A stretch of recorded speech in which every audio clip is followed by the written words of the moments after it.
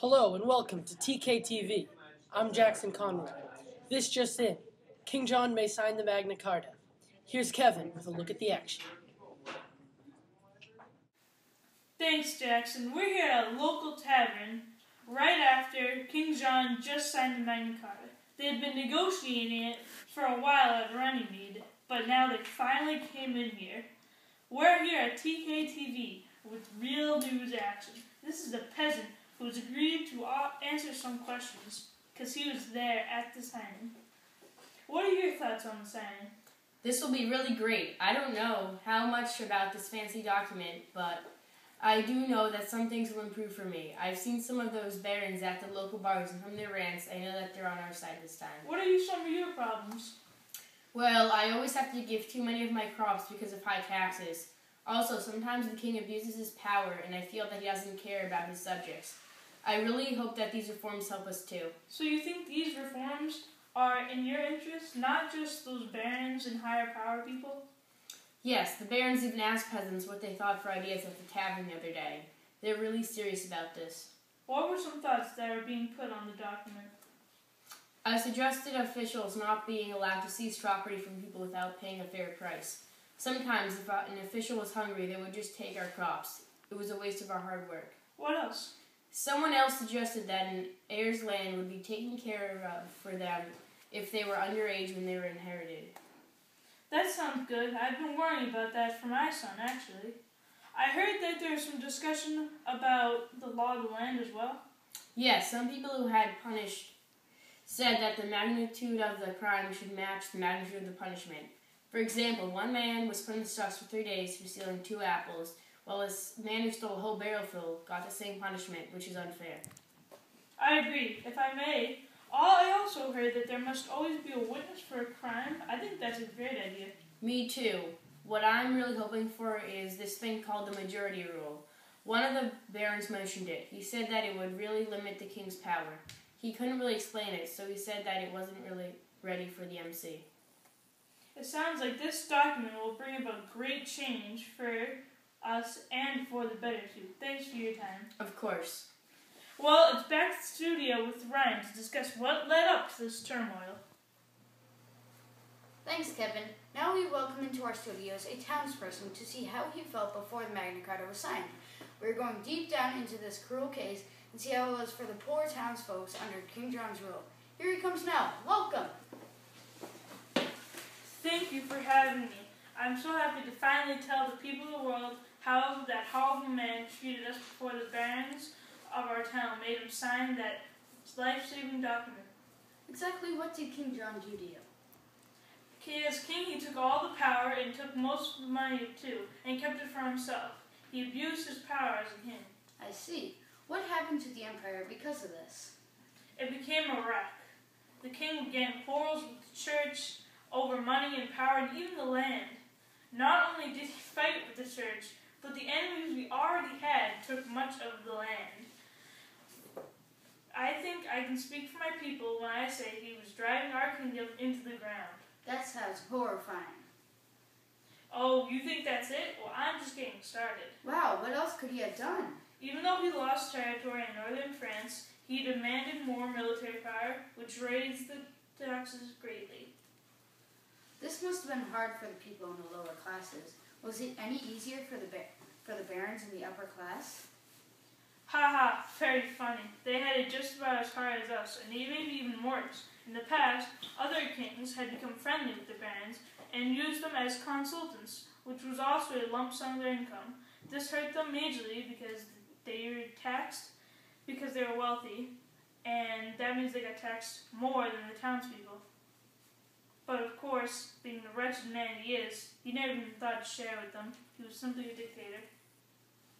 I see why the people of his empire hated him so much. I couldn't even imagine what it was like. That's not even the worst. Poor Uncle Fred, he never even stood a chance. He was accused of stealing when he had a solid alibi, but never got the chance to prove it to King John. He doesn't give trials. He just says the words, guilty or not, and sends them on their way. I think it's time that he gets a taste of his own medicine. Anyways, that's all we have time for now. Thank you. Go back to you, Jackson. Thanks, Ryan. Very interesting. We'll be right back after this short break.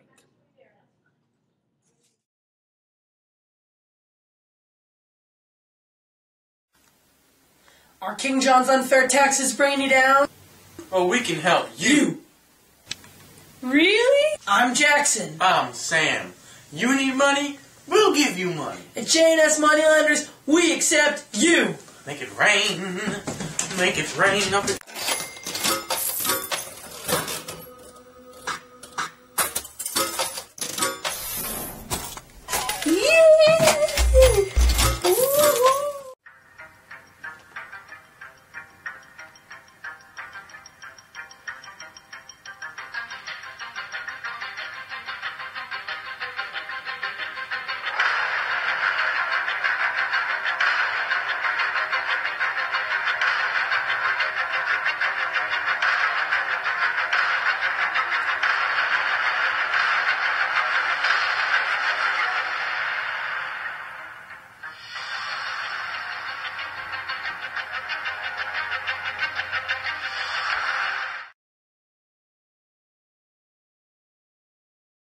Hello and welcome to TKTV. We will now continue our coverage of the Magna Carta signing with Isabella, who is live with the Baron who witnessed the signing. I'm here with the great Baron Kensington, who just witnessed the highly anticipated signing of the Magna Carta. So tell me, Baron Kensington, what did it feel like when you watched the King sign an agreement you helped make? Well, it definitely was an empowering feeling. The king signing something I helped create. Finally, the king can't rule the land we live on unfairly. The kingdom was ruled justly and fairly thanks to the Magna Carta. I couldn't just stop smiling while I looked over the king's shoulder and saw him sign the fresh ink across the agreement line. Wow, I can only imagine. I know. It was a moment I'll never forget. So now the Magna Carta is signed, what's it going to mean for the future of medieval Britain? Well, I'm no politician, but there's definitely been changes in our government and how it's run. For example, people will have right trials by jury. No more trials by means of absurd tests. With that, the government's already better. Exactly. People will also get more of the voice in this new government. The unfair ruling will be no more. That's my favorite part. I want more say in my own government. Later, we'll have a specialist talk about the future of Britain's government in the studio. Even though that's a great asset the Magna Carta gave, my favorite part of the document would be to have that the church can no longer interfere with the law. Clergy members have no longer split under the law with no punishment or gain special treatment. If the clergy members commits a crime, they will have to deal with the consequences just like everybody else. That's so much more fair. I'm just realizing now how important this document is for Britain. Really? It is a huge for Britain? Definitely, and thank you, Baron Kensington, for your time. Well, there you have it, folks. For all you Commons people being treated unfairly by King John, it's your day. The Magna Carta has been signed. I'm Isabella Mealy with TKTV, and now here's our very own Andrew Sack with a private interview with Pope Innocent III. I'm here at the Palace of Pope Innocent III. Thank you for giving me this interview. It's a pleasure to speak with you. Thank you very much. It's a pleasure to speak with you, too. So do you like King John? Well, we haven't always gotten along in the past. Tell me about that. We had a disagreement about who should be the Archbishop of Canterbury. I wanted a man named Stephen Langston. What did King John think about that? King John swore that Stephen Langston should never come to England. How did the argument end? I ended up excommunicating him, but I let him back into the church on the condition that he and his people had to pay me money whenever I demanded it. I see. How do you feel about the signing of the Magna Carta? I am very happy. King John has gone out of place many times. The argument with me about the Archbishop was just one of them. He had also angered the barons a lot, which is why we made him sign the Magna Carta. Now, there's finally something to keep King John and future kings in their place. Do you think that King John will keep to the laws of Magna Carta? I think that he doesn't plan on it. He only signed the Magna Carta because the barons' armies outnumbered his. Still, signing it might make him somewhat more fair and reasonable. Thank you for your insights on the signing. I appreciate you taking the time. You're welcome. I'm happy to voice my opinion on such an important event. We are glad to listen. Back to you in the studio. There it is, right from the Pope. Thanks, Andrew. We will now bring in Molly Geiger. She's a specialist who has come here today to tell us what's in store next for our government. Hello, Isabella. Thanks for having me. It's good to have you here. Can you please tell us a little bit about your specialty, the government, and how you think it'll change now with the Magna Carta? Thanks, Isabella. Well, as you and many other people already know, our king, King John, has been ruling unjustly. Here are just some of the things he's done wrong. For one, he's been taxing people unfairly. He was an unjust ruler, especially to his barons who ended up forming the Magna Carta, which we'll be talking about today. He occasionally took money out of the church funds for himself, and he lost land that England had control over in France.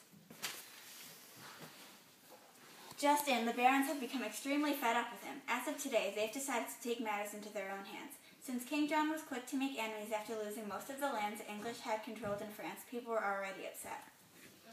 But when he took away basic rights of the barons and took taxes too far, the people were outraged. King John even took money from the church funds for himself. So now, with the Magna Carta signed, I think things will change. Today, an eventful day in England in 1215, angry barons assembled a meeting in the Runnymede Meadow, forcing King John to seal a charter agreeing to end this bad behavior. Its rules were much more just, and it's called the Magna Carta. It was hard to see a change a day ago, but now the Magna Carta has opened new doors for a new government, and the possibilities of better rulings in the future are better than ever. Documents of government now are sure to protect the rights and privileges of nobles. This document's basically the foundation of nobles' liberties. Who knows, maybe when King John's gene is passed down and a new king is born, he'll use the Magna Carta's ideas to even further strengthen the parliament and how it's run. I have a strong feeling that everything that's been accomplished today will help the future government. It's strange to think that the fair rules of the Magna Carta weren't thought up a long time ago. The Magna Carta basically excluded the most direct challenges to a monarch's authority. Now King John's required to proclaim certain liberties and accept the fact that his will was not random. This is indeed the first document forced onto an English king by a group of his subjects, the barons, in an attempt to protect their privileges and limit his powers. Well, that's about all for our present and future government strengthening. Back to you, Isabella. Wow, very interesting stuff, Molly. We will now be back after this short message.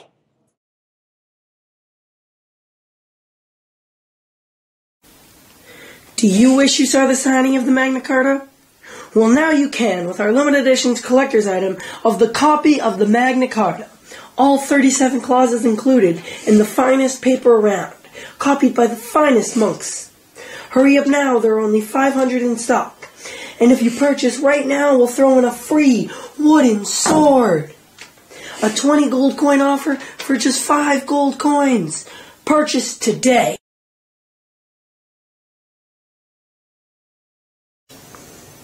Yeah! Woohoo!